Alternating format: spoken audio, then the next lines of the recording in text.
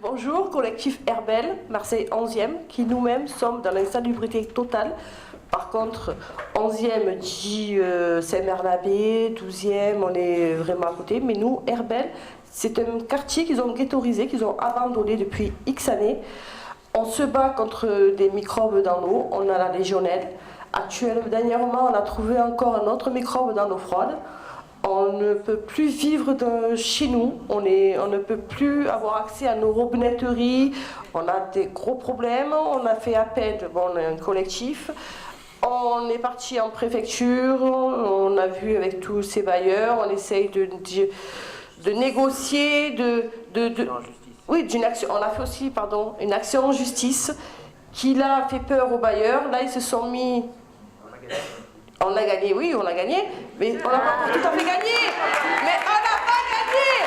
On n'a pas gagné encore. Moi, je gagnerai le jour que je pourrai ouvrir mon robinet et boire de l'eau sans avoir peur. Ça, ce jour-là, j'aurai gagné. Ben oui. Actuellement, il fait très froid dehors. Il fait tellement froid que nous-mêmes, dans nos appartements, on a froid. Dans la cité Herbel, on a 75 bâtiments, dans 4 tours de 18 étages. Il n'y a qu'un appartement qui est chauffé. Oui, je vous promets, vous pouvez venir voir, si vous ne me croyez pas. On n'est pas chauffé. On dort avec des doudounes chez nous parce qu'on a très très froid. On est tous malades. Et ça, les bailleurs sont au courant, ils ne comprennent pas, ils disent qu'on a un vin. Je suis d'accord avec eux, on peut avoir un vin, mais si on a un bâtiment qui n'est pas isolé, qu'ils ne nous ont pas fait les toitures, qu'ils ne nous font pas les condensations, tout ça, on le ressent nous-mêmes dans l'appartement. Pour se chauffer, on n'a pas les moyens, on habite à Herbel quand même, il y a des gens qui ne travaillent pas. Alors comment ils font ces gens-là? On a pris des convecteurs, ils se prennent des convecteurs, ça va être encore une dépense supplémentaire parce que par rapport à la légionelle, ces gens-là vont acheter des bouteilles d'eau parce qu'ils ont peur. Alors maintenant, il y a l'électricité qui vient en plus dans leur budget. Il y a des gens qui ne peuvent pas du tout, ils allument le gaz parce qu'on a une contre-tige, c'est-à-dire on ne paye pas le gaz, il est compris dans nos charges. Les gens se chauffent avec le gaz, qui est très dangereux.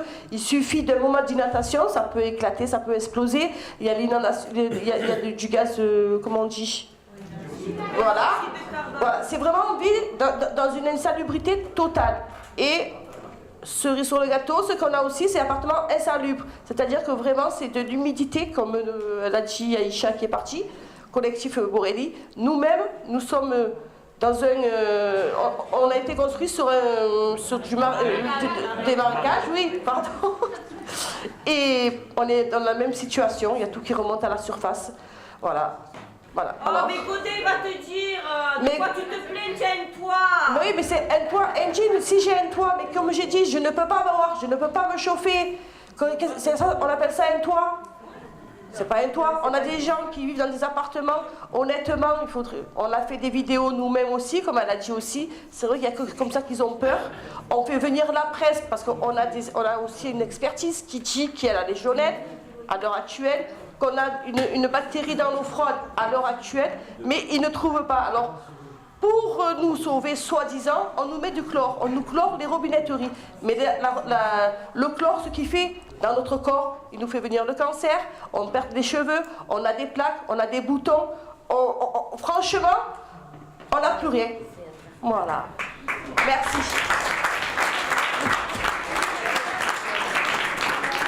Bon, tu me permets de dire un mot quand même sur Herbel, parce que je fais quand même partie moi aussi du collectif Herbel. On n'est absolument pas dans une démarche misérabiliste là dans cette histoire-là.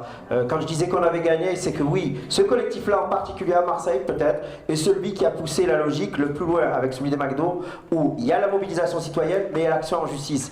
Et l'action en justice, on leur a cassé les jambes. La réalité, elle est là. Ils ne savent pas comment faire, Erilia, Logirem et Unicil pour se sortir de cette histoire-là. Donc oui, malgré tout Jamila, je te le dis devant tout le monde, on a gagné là-dessus. On a gagné parce qu'effectivement, ils ont été reconnus coupables et ils ont même été reconnus coupables par l'édition d'un décret en plein été qui les obligeait à entamer des travaux qu'ils auraient dû commencer depuis déjà des décennies.